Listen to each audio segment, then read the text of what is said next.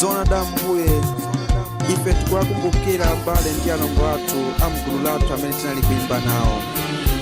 Tikukumbukira Jacobo Simba, Helen Moyo, Catherine Pili, Alphonse Nahara, Gilbert Kaunda, Obed Sakala, Adamson Banda, Toma Idapili, Shupiwe Chongwe, Charles Mware, Grace Tembo, Lucia Churu, Irene Moyo, ndiponso Triza Nyendwa.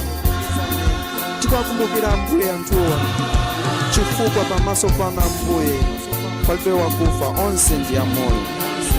Tikulemekezani chauta chifukwa cha mphaso yopambana imene munatipatsa mbuye kuti tizikutamandani kudzera m'mayimbidwe. Mulemekezedwe yawe chifukwa cha magulu onse amene amakutamandani kumwamba, komanso onse amene amadzipereka pa ntchito ya mayimbidwe pansi pano. Mulemekezedwe yawe chifukwanso cha atumiki anu amphamvu amene kalero anadzipereka mbuye pa mayimbidwe.